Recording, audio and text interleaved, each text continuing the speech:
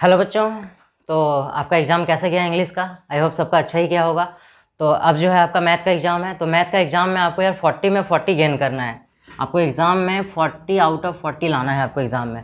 तो अगर आपको 40 में 40 एग्ज़ाम में लाना है मार्क्स, ठीक, तो आपको क्या करना है कि मेरा जितना भी वीडियो आएगा वो सारे को आपको ध्यान से वॉच करना है बिना स्किप किए। दूसरा, मैं वो सारे एक्सरसाइज को मैं बताऊंगा जो आपको इस बार के एग्जाम में आ रहा है। आपको 7 चैप्टर है, बहुत कम चैप्टर है यानी कि मैथ का एग्जाम के लिए। तो आपको 7 चैप्टर 7 डे में आपको मैं कम से कम 500 से 600 क्वेश्चन में कराऊंगा और सारा क्वेश्चन जो रहेगा वो प्रीवियस ईयर का रहेगा और जितना भी सिलेक्टेड क्वेश्चन जो इंपॉर्टेंट होते हैं वो सारे क्वेश्चन को मैं रिपीट करवाऊंगा। और खास करके जो एप्लीकेशंस ऑफ ट्रिगोनोमेट्री है वो, और सरफेस एरिया एंड वॉल्यूम, ये 2 चैप्टर, और सर्कल्स, ये 3 चैप्टर हैं जो बच्चों को सबसे ज़्यादा प्रॉब्लम क्रिएट करता है। इन 3 चैप्टर पे मैं ज़्यादा फोकस करूंगा। बाकी जो चैप्टर्स है उसका भी वीडियो मैंने बनाया है और आगे भी मैं वीडियो इसका बनाता रहूँगा। तो आज हम लोग स्टार्ट करते हैं एप्लीकेशंस ऑफ ट्रिगोनोमेट्री। तो एप्लीकेशंस ऑफ ट्रिगोनोमेट्री जो है ये पूरा वीडियो को बिना स्किप किए देखिएगा। मैं पूरा बेसिक लेवल से लेकर के आपको हाई लेवल तक का क्वेश्चन बताऊंगा, यानी बेसिक मैथ से लेकर के स्टैंडर्ड मैथ तक का लेवल का मैं क्वेश्चन बताऊंगा। NCERT, R S. Agarwal, NCERT exemplar और आर.डी. शर्मा, सारे क्वेश्चन को मैं कवर करूंगा इसमें, और वो सारा इंपॉर्टेंट क्वेश्चन बताऊंगा प्लस प्रीवियस ईयर का क्वेश्चन भी मैं बताऊंगा। तो ध्यान से देखिए, स्टार्टिंग से मैं बता रहा हूँ आपको पूरा बेसिक से। तो देखिए, आपको एप्लीकेशंस ऑफ ट्रिगोनोमेट्री मतलब इसमें आपको पढ़ना क्या है, हाइट एंड डिस्टेंस पढ़ना है। तो हाइट एंड डिस्टेंस जो है ये चैप्टर, इसमें मेनली जो है ये 3 का यूज होता है। साइन कॉस टेन का यूज होता है। साइन कॉस 10 का यूज होगा इसमें। मेनली किसका यूज होगा? साइन कॉस 10 का। तो साइन कॉस 10 में भी आपको 30 डिग्री, 45 डिग्री और 60 डिग्री का वैल्यू आपको याद रखना है, ठीक ना। तो मैं आपको सबसे, ऐसे तो आप लोग पढ़े ही होंगे लेकिन मैं आपको एक बार रिपीट करवा देता हूँ कि साइन कॉस 10 में 30 डिग्री, 45 और 60 डिग्री का वैल्यू कैसे हम लोग फाइंड कर सकते हैं। क्योंकि आपको जब तक ये टेबल याद नहीं रहेगा आपसे एग्जाम में बिल्कुल क्वेश्चन नहीं बनेगा। तो चलिए हम लोग स्टार्ट करते हैं। तो देखिए, 30, 45 और 60 सीखने के लिए आपको 0 और 90 तक को भी सीखना पड़ेगा, और मेनली 3 का ही यूज होता है।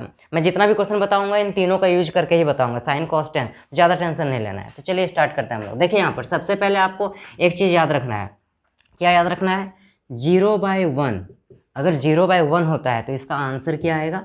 0 आएगा। ये आपको याद रखना है कि 0/1 होता है तो इसका आंसर 0 आएगा। अगर 1/0 होता है तो ये इन्फिनाइट आएगा, यानी नॉट डिफाइंड होगा ये, ठीक। ये 2 चीज़ आपको याद रखना है, ओके। 0/1 आएगा तो 0 होगा, और 1/0 अगर आता है तो वो इन्फिनाइट हो जाता है। ये 2 चीज़ आपको याद रखना है। अब हम लोग इसको सॉल्व करते हैं। यहाँ पर वैल्यू कैसे फाइंड करते हैं वो देखते हैं। सबसे पहले हम लोग क्या करेंगे, 0, 1, 2, 3, 4 लिख लेना है। मैं काफ़ी थोड़ा फास्ट बताऊंगा क्योंकि आपका एग्जाम चल रहा है अभी, ठीक ना। तो मैं काफ़ी स्पीड में बताऊंगा। आप थोड़ा सा अभी कॉपी किताब आप निकाल लीजिए, सामने में कॉपी पेन रख लीजिए और सारा को रिवीजन भी करते जाइए साथ में। सारा चैप्टर जो है आपको रिवीजन हो जाएगा जितना भी मैं बताऊंगा। तो सबसे पहले हम लोग क्या कर लेना है, 0 से लेकर के 4 तक लिख लेना है। अब क्या करेंगे, सबको 4 से डिवाइड कर देंगे। इसको भी 4 से डिवाइड करेंगे, इसको भी 4 से डिवाइड करेंगे, इसको भी 4 से, सबको 4 से क्या करेंगे, डिवाइड कर देंगे। सब में क्या लगाएंगे, रूट लगा देंगे। सब में रूट लगा दिए, ओके। अभी ये क्या होगा, ये दोनों कट के 1 हो जाएगा। ये कटेगा नहीं, 2 1 जा 2 2 जाए, ये कट गया, ये भी नहीं कटेगा। अब देखिए, ये रूट जो लगा हुआ है वो ऊपर और नीचे, न्यूमरेटर और डिनोमिनेटर दोनों के लिए है, ठीक ना। तो ये 0/4 है, यानी कि डिवाइड होकर कितना आएगा, 0 आएगा। तो 0 का रूट कितना होता है, 0 होता है। 0 का रूट 0 होता है। अब ये जो रूट है वो ऊपर के लिए भी है और नीचे, यानी 1 के लिए भी है और 4 के लिए भी है। तो 1 का रूट 1 होता है और 4 का रूट 2 होता है, यानी कि 0/4 का रूट तो 0 आ गया। आगे समझ में, 1 का रूट 1 होता है, 4 का रूट 2 होता है, ये आ गया 1/2। अब यहाँ पर देखिए, ये 1/2 आया हुआ है कट के और रूट लगा हुआ है इसमें। तो 1 का रूट 1 होता है और 2 का रूट नहीं निकलता है, तो ये रूट में ही रहेगा, ओके। 3 का रूट नहीं आता है तो ये 3 रूट में ही रहेगा, और 4 का रूट 2 आता है, यानी रूट 3/2 हो जाएगा ये। और ये कितना बचा है, 1, तो 1 का रूट 1 होता है, यानी कि आपका इतना आ गया। अब इसको हम लोग क्या करेंगे, वहाँ पर लिख देंगे। कितना आया, 0, यहाँ पर लिख देंगे 0। फिर क्या आया, 1/2, यहाँ पर लिख देना है 1/2। फिर आया 1/√2, यहाँ लिख देंगे 1/√2। फिर आ गया √3/2, यहाँ पर लिख देना है √3/2। फिर आया 1, तो यहाँ पर लिख देंगे 1। ये आपका फर्स्ट टेबल कंप्लीट, यानी कि साइन 0 डिग्री 0 होता है, साइन 30 का 1/2 होता है, साइन 45 1/√2 होता है, साइन 60 √3/2, साइन 90 1 होता है। ये आपका फर्स्ट टेबल कंप्लीट। अब हम लोग सेकंड में आते हैं कॉस वाले वैल्यू में। कॉस वाले वैल्यू में ऊपर में जो आया है साइन का, वो सारे को नीचे में रिवर्स करके लिख देना है। उधर क्या है 1, इस 1 को यहाँ लिख देना है। √3/2, √3/2, फिर 1/√2, 1/√2, फिर 1/2, 1/2, फिर ये 0, फिर ये 0। कंप्लीट, कॉस भी कंप्लीट हो गया। यानी कि फर्स्ट वाले को अगर आप निकाल लेते हो तो इसी को उधर से इधर लिख देना है, कंप्लीट हो गया। अब हम लोग आते हैं tan पे। तो आप लोग एक आइडेंटिटीज़ में पढ़े होंगे, कि tan theta is equal to क्या होता है। tan theta is equal to होता है sin theta by cos theta. ये आपने पढ़ चुका है आइडेंटिटीज़ में। तो tan theta is equal to होता है sin थीटा। हमको tan थीटा निकालना है, तो tan थीटा का फॉर्मूला क्या होता है, sin बाय cos। तो साइन tan का होता है sin बाय cos। तो sin कितना है 0 बाय cos, cos कितना है यहाँ 1, यानी 0/1 आया। तो अभी मैंने बताया 0/1 का मतलब 0 होता है, यानी कि इसको हम लोग सॉल्व करेंगे कितना आएगा 0। तो यहाँ पर हम लोग लिख देंगे 0। आगे समझ में। नेक्स्ट हम लोग निकालते हैं।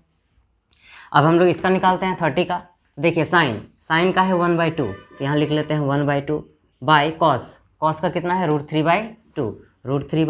अब इसको हम लोग सॉल्व करते हैं। ये हो जाएगा 1/2 मल्टीप्लाई, ये उल्टा हो जाएगा 2/√3।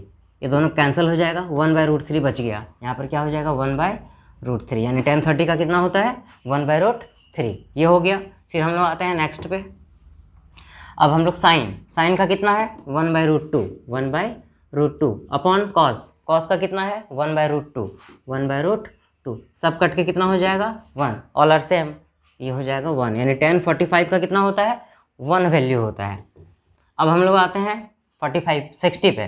तो 60 का कितना है साइन है ये, तो साइन का कितना है √3/2 अपॉन cos का कितना है, सॉरी इसमें 60 वाले को निकाल रहे हैं 1/2, यहाँ लिखेंगे 1/2। तो ये हो जाएगा √3/2 मल्टीप्लाई 1/2, इधर आएगा तो 2/1। ये दोनों कैंसिल हो गया, क्या बचा √3 केवल बचा। नीचे में 1 को लिखता नहीं है तो √3 आ गया, ये √3 हो जाएगा। कोई डाउट नहीं। नेक्स्ट साइन का कितना है 1 है, तो 1 लिख दिए। बाय में कुछ नहीं तो 1 लिख सकते हैं। बाय cos का कितना है 0, ये हो गया 0। बाय में कुछ नहीं तो 1 लिख सकते हैं। तो ये हो गया 1/1 मल्टीप्लाई, ये उल्टा हो जाएगा, 0/1 है तो 1/0 हो जाएगा। 1 1 जा 1, और 0 को 1 से मल्टीप्लाई करेंगे तो 0 होगा। 1/0 यहाँ पर देखिए 1/0 का मतलब होता है इन्फिनाइट, मतलब नॉट डिफाइंड। टेबल को आपको एग्जाम से पहले, और एग्जाम से पहले क्या अभी अच्छे से इसको समझ लीजिए। वीडियो को स्टॉप कीजिए, स्टॉप करके एक बार कॉपी पे प्रैक्टिस कर लीजिए। प्रैक्टिस करके पहले इस टेबल को सीख लीजिए, क्योंकि ये टेबल आपको सीखना बहुत कंपलसरी है। एप्लीकेशंस ऑफ ट्रिगोनोमेट्री मतलब हाइट एंड डिस्टेंस। अब हम लोग आते हैं क्वेश्चन पे डायरेक्टली। तो क्वेश्चन स्टार्ट करने के पहले कुछ ट्रिक है, उसको आप समझ लीजिए। ओके, इसको P बोलते हैं, इसको B बोलते हैं, इसको H बोलते हैं, परपेंडिकुलर, बेस और हाइट। ये हो गया, मेनली ये है। आपको P और B जो है वो चेंज भी होता है, कैसे चेंज होता है इसमें आपको उतना नहीं पढ़ना है। तो मेनली याद रखिएगा, ये परपेंडिकुलर हो गया, ये बेस हो गया, बेस मतलब B हो गया, और ये H हो गया। और क्या याद रखना है आपको इसमें, देखिए अगर sine theta is equal to होता है P/H, cos theta is equal to होता है B/H, और tan theta is equal to होता है P/B। ये आपको क्या करना है, याद रखना है। तो देखिए यहाँ पर इसका मतलब क्या हुआ, P और H का रिलेशन रहेगा, P और H का रिलेशन मतलब क्या हुआ कि P गिवन होगा, H फाइंड करना रहेगा, तो आपको साइन का यूज करना है। थीटा मतलब एंगल होता है। B और H का अगर रिलेशन रहेगा तो हम लोग कॉस का यूज करेंगे। B और H का रिलेशन का मतलब क्या हुआ, B गिवन रहेगा, H फाइंड करने बोलेगा, या H गिवन रहेगा, B फाइंड करने बोलेगा, तो हम लोग कॉस का यूज करेंगे। नेक्स्ट P और B का रिलेशन रहेगा तो tan का यूज करना है। मतलब P और B, अगर P दिया हुआ है B निकालना है तो tan का यूज करेंगे, और B दिया हुआ है P निकालना है तो tan का यूज करेंगे। मतलब क्या हुआ कि P और H का रिलेशन में साइन थीटा का यूज करना है, B और H के रिलेशन में कॉस थीटा का यूज करना है, P और B के रिलेशन में tan थीटा का यूज करना है। अगर ये आपको याद नहीं है तो एक ट्रिक मैं बता देता हूँ, उसको याद रखिएगा। पाकिस्तान भूखा प्यासा, हिंदुस्तान हरा भरा, सोना चांदी तोल। मतलब क्या हुआ, सोना का मतलब ये साइन हो गया, ये कॉस हो गया, ये tan हो गया। पाकिस्तान भूखा प्यासा, हिंदुस्तान हरा भरा, P for Pakistan, B for भूखा, P फॉर प्यासा। हिंदुस्तान हरा भरा तो होता ही है, ठीक। और पाकिस्तान के बारे में आपको अच्छे से पता है। चलिए, तो पाकिस्तान भूखा प्यासा, हिंदुस्तान हरा भरा, सोना चांदी तोल, ठीक। या हिंदुस्तान हरा भरा है तो सोना चांदी यहाँ पर तोलने का काम होता है, ठीक ना। तो sine theta is equal to P by H, cos theta is equal to B by H, tan theta is equal to P by B. Speedily आपको याद रख लेना है। तो पी और एच के रिलेशन में साइन का यूज करना है, बी और एच के रिलेशन में कॉस का यूज करेंगे, पी और बी के रिलेशन में टेन का यूज करना है। ये वीडियो लंबा जाएगा बट आपको काफ़ी हेल्प करेगा, समझ में आ गया। दूसरी बात, ये जो है वो स्ट्रेट लाइन भी बोल सकते हैं, इसको हम लोग हाइट भी बोल सकते हैं, और ये हम लोग डिस्टेंस भी बोल सकते हैं, अकॉर्डिंग टू क्वेश्चन आएगा अभी, ठीक। दूसरी बात क्या याद रखना है, ये टॉप हो गया, ये बेस हो गया, और ये कोई एंगल हो गया, ठीक। दूसरा क्या याद रखना है, ऊपर में जो एंगल बनता है उसको एंगल ऑफ डिप्रेशन बोलते हैं। ऊपर में जो एंगल बनेगा उसको हम लोग क्या कहते हैं, एंगल ऑफ डिप्रेशन बोलते हैं, एंगल ऑफ डिप्रेशन। और नीचे में जो एंगल बनता है उसको एंगल ऑफ एलिवेशन बोलेंगे। नीचे में जो एंगल बनेगा उसको याद रखना है एंगल ऑफ एलिवेशन, और ऊपर में जो एंगल बनेगा उसको बोलेंगे एंगल ऑफ डिप्रेशन। दूसरी बात, एक एंगल यहाँ पर भी बनता है, ये 90 डिग्री का होता है, और ये एंगल को हम लोग थीटा से डिनोट करते हैं, तो ये बन जाएगा 90 माइनस थीटा, मतलब ये कॉम्प्लीमेंट्री एंगल बन गया। 90 माइनस थीटा कहीं भी रहेगा तो समझ जाइए वो क्या है, कॉम्प्लीमेंट्री एंगल है। तो कुछ क्वेश्चन मैं कॉम्प्लीमेंट्री एंगल का भी बताऊंगा, और वो प्रूफ करने के लिए एग्जाम में आता है। हाइट एंड डिस्टेंस में मैं कुछ क्वेश्चन ऐसा बताऊंगा जो प्रूफ करना। तो आपको याद रखना है कि ये 90 डिग्री होता है और ये थीटा होता है, और बीच में जो एंगल बनता है वो 90 माइनस थीटा होता है। 90 माइनस थीटा का मतलब क्या होता है, कॉम्प्लीमेंट्री एंगल। तो कॉम्प्लीमेंट्री एंगल 90 माइनस थीटा हो गया। ऊपर में जो एंगल बनेगा वो एंगल ऑफ डिप्रेशन होता है, और नीचे में जो एंगल बनेगा वो एंगल ऑफ एलिवेशन होता है। ये आपको इतना सारा बेसिक कंसेप्ट है ये हाइट एंड डिस्टेंस। चलिए स्टार्ट करते हैं क्वेश्चन नंबर 1। बेसिक लेवल से स्टार्ट करते हैं काफ़ी, और धीरे धीरे मैं स्टैंडर्ड लेवल तक जाऊंगा। चलिए, यानी कि एनसीईआरटी का एक्सरसाइज 9.1 का क्वेश्चन नंबर 2 है। ये स्क्रीन पे देखिए, आपको दिख रहा होगा। A tree breaks due to storm and the broken part bends so that the top of the tree touches the ground making an angle 30 degree with it. The distance between the foot of the tree to the point where the top touches the ground is 8 meter. Find the height of the tree. मतलब एक tree है, वो tree क्या होता है, break कर जाता है, यानी टूट के गिर जाता है। कैसे गिर जाता है, ड्यू टू स्टॉर्म, आंधी आने से, यानी आंधी आने से एक पेड़ जो है वो टूट जाता है, ये बोल रहा है क्वेश्चन में। And the broken part bends, और जो टूटा हुआ पार्ट है वो बेंड कर जाता है, मुड़ जाता है। सो that the top of the tree touches the ground, और पेड़ का जो ऊपर वाला पार्ट है, टॉप वाला पार्ट है, वो ग्राउंड लेवल पे टच करता है। Okay, the ground making an angle 30 degree. ऊपर टॉप का पार्ट जब ग्राउंड पे टच करता है तो वो नीचे में एंगल ऑफ एलिवेशन बनाता है, कितना डिग्री का, 30 डिग्री का। Distance between the foot of the tree और पेड़ का जो टॉप है लेवल है, और ग्राउंड का जो बेसिक लेवल है, बेस लेवल है, वो नीचे में जो डिस्टेंस है वो दिया हुआ है 8 metre. Find the height of the tree. आपको ट्री का टोटल हाइट कितना था, टूटा हुआ पार्ट को भी और जो टूटा हुआ पार्ट नहीं है उसको भी आपको फाइंड करना है। मतलब आपको इसमें मेन क्या करना है, डायग्राम बनाना है। अगर आपको एग्जाम में डायग्राम बनाना है तो अच्छे से क्वेश्चन को समझना पड़ेगा। अगर आपने डायग्राम बना लिया तो 1 मार्क्स आपको। ए बी, ये ए बी पूरा क्या है, एक ट्री है, पेड़ है। उधर से स्टॉर्म आया, मतलब आंधी आया। आंधी आने से पेड़ का जो टॉप लेवल है ना, ये वाला जो लेवल है, मतलब उधर से आंधी आया, उधर से तूफान आया, स्टॉर्म आया, उधर से आंधी आया, तो ये पेड़ का जो इतना पार्ट है वो बेंड हो जाता है, यानी टूट जाता है, और टूट के ये जो टॉप पार्ट है वो ज़मीन में आ जाता है। यानी ये वाला पार्ट जो है ना, जैसे ये पेड़ है, आपको ये पेड़ है, ये पूरा पेड़ है, इधर से तूफान आया, आंधी आया, तो आंधी आने से ये पेड़ इस तरह से मुड़ के नीचे गिर जाता है। ये टॉप वाला जो पार्ट है वो नीचे आ जाता है, मतलब ये ऊपर वाला जो पार्ट है वो बेंड होकर के नीचे आ जाता है इस तरह से। ये ऊपर वाला पार्ट नीचे आ गया गिर के, तो ये जो टॉप लेवल था वो यहाँ ग्राउंड लेवल पर आके टच हो गया, और बेस लेवल, ट्री के बेस लेवल से यहाँ पर 30 डिग्री का एंगल बनाता है। कितना डिग्री का एंगल बनाता है, 30 डिग्री का एंगल बनाता है। और ये जो डिस्टेंस है वो 8 मीटर दिया हुआ है। पेड़ का जो बेस लेवल है और टॉप लेवल जो गिर गया नीचे में, जहाँ पर एंगल बना रहा है 30 डिग्री का, यहाँ तक का जो डिस्टेंस है वो दिया हुआ है 8 मीटर। और angle of elevation, angle of elevation मतलब नीचे बना रहा है 30 डिग्री का। आपको फाइंड करना है कि ट्री का टोटल हाइट कितना है। तो ट्री यहाँ पर है कौन, आपको सबसे पहले फाइंड करना है कि यहाँ पर पेड़ कौन है, ट्री कौन है। तो नाम दे देते हैं सबका, ए बी, ये हो गया सी, ये हो गया डी। तो ये जो आपको बी डी दिख रहा है, ये बी डी, ये भी ट्री है, और ये भी क्या है, ट्री है, लेकिन ये वाला पार्ट गिर के यहाँ पर आ चुका है। तो ये भी ट्री है और ये भी ट्री है। ये वाला पार्ट जो आपको सीढ़ी दिख रहा है, ये सीढ़ी क्या है, पेड़ है, और ये जो बीडी है वो भी क्या है, पेड़ ही है, ट्री है। सिंपल सी बात है, ये भी ट्री, ये भी ट्री। आपको इसका भी हाइट फाइंड करना है और इसका भी, ठीक। तो उसके बाद दोनों को हम ऐड कर देंगे तो हमको पता चल जाएगा कि टोटल पेड़ का हाइट कितना था। तो सबसे पहले हम लोग आते हैं इस ट्रायंगल में बात करते हैं, काफ़ी फास्ट में बताऊंगा।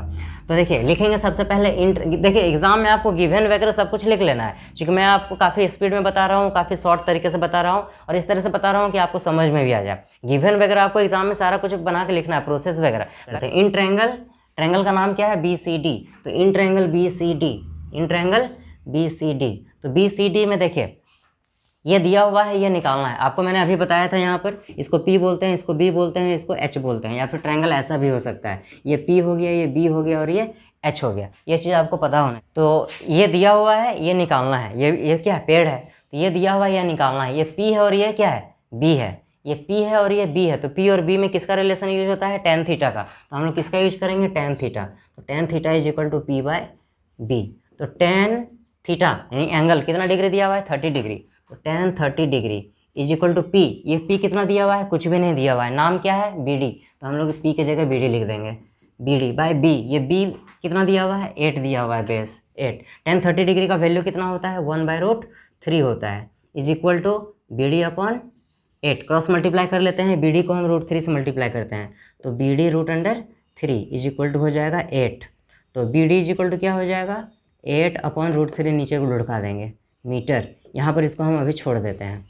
ओके, तो ये BD कितना निकल गया, 8/√3। ये BD मेरा निकल गया। अब हम ये निकालेंगे, क्योंकि ये भी पेड़ है, ये भी पेड़ है, तो ये तो मेरा निकल चुका है। अब इसको निकालते हैं, इन ट्रायंगल BCD। ये ट्रायंगल का नाम क्या है, BCD। अब देखिए इसका काम खत्म हो चुका है, वो निकल चुका है। अब ये दिया हुआ है, ये निकालना है, ये दिया हुआ है, ये निकालना है। तो ये क्या है, B है और ये क्या है, H है। B और H रहेगा तो कॉस का यूज करते हैं हम लोग। तो cos theta is equal to B/H। Cos theta मतलब एंगल होता है, एंगल दिया हुआ है 30 डिग्री। तो 30 डिग्री हम लोग यहाँ लिख लेते हैं। B, ये B दिया हुआ है 8, तो हम लोग 8 लिख लेते हैं, बाय H। ये H है, कुछ भी नहीं दिया हुआ है H। ये जो H है वो कुछ भी नहीं दिया हुआ है, नाम क्या है इसका, CD। तो यहाँ पर हम लोग CD लिख लेते हैं। कितना होता है, तो cos 30 का वैल्यू होता है √3/2 इज इक्वल टू 8/CD। अब क्रॉस मल्टीप्लाई कर लेते हैं, CD को √3 से मल्टीप्लाई करते हैं, CD√3 इज इक्वल टू 8 2 जा 16। तो CD इज इक्वल टू कितना हो गया, 16 अपॉन ये √3 नीचे आ जाएगा, मीटर। ये इतना आ गया, यानी कि ये BD निकला और ये CD निकला। BD भी निकल गया, CD भी निकल गया। ये भी पेड़ है, ये भी पेड़ है। ये पेड़ अभी सीधा है और ये पेड़ टूट के गिर चुका है। हमको टोटल हाइट निकालने बोला है पेड़ का, तो इसको भी प्लस करना है, इसको भी प्लस करना है। ये दोनों प्लस होने से हमको पता चल जाएगा पेड़ का टोटल हाइट कितना था। दोनों को हम प्लस करेंगे तो क्या लिखेंगे, total height of tree.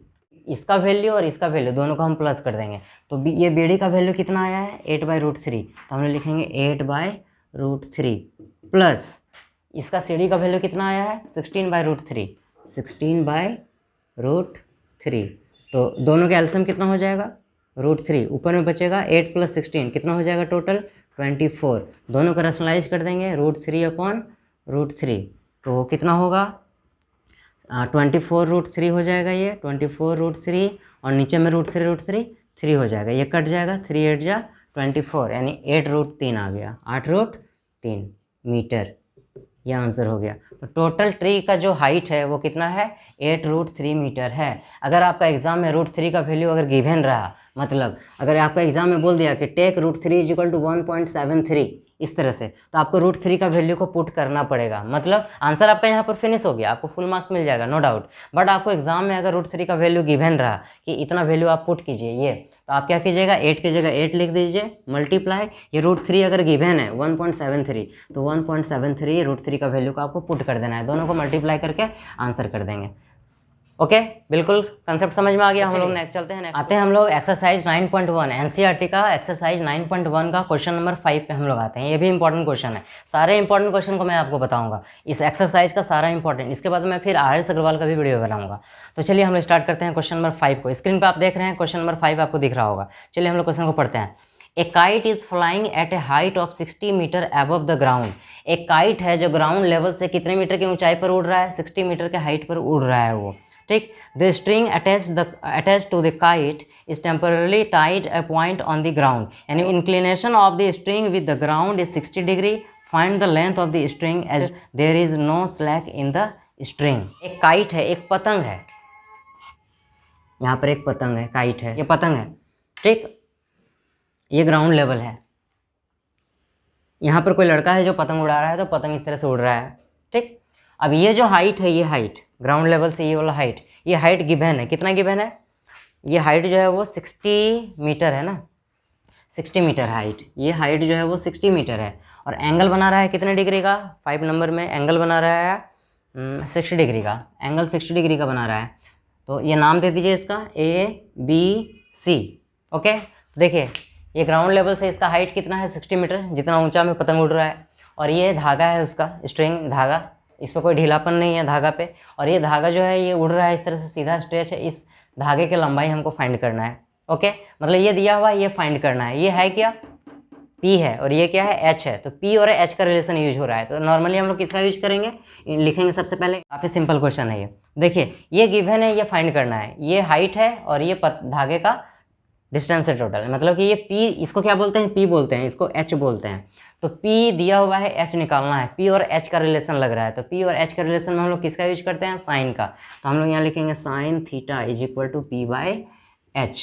Sign theta मतलब एंगल होता है, कितना डिग्री का बना रहा है? 60 डिग्री का बना रहा है। तो 60 degree is equal to P दिया हुआ है 60 अपॉन H नहीं दिया हुआ है। इस H का नाम क्या है? AC नाम दिया है मैंने, तो ये यहाँ पर AC लिख देते हैं। साइन 60 का वैल्यू होता है √3/2 is equal to 60 upon AC, cross multiply कर लेते हैं AC को √3 से, AC √3 इज इक्वल टू 60 को 2 से मल्टीप्लाई करते हैं तो 120 आता है। तो AC is equal to 120 by ये √3 को नीचे लुढ़का देंगे। अब इसको हम लोग रैशनलाइज कर लेते हैं, √3 अपॉन √3 रैशनलाइज करने आपको आता होगा। तो AC इज इक्वल टू क्या हो जाएगा? 120 को √3 से मल्टीप्लाई करेंगे तो 120 हो जाएगा, 120 √3 हो जाएगा, और √3 हो जाएगा। 3 से इसको काट देंगे 40 टाइम्स में, तो AC इज इक्वल टू कितना आ गया? 40√3 मीटर। ये AC क्या था?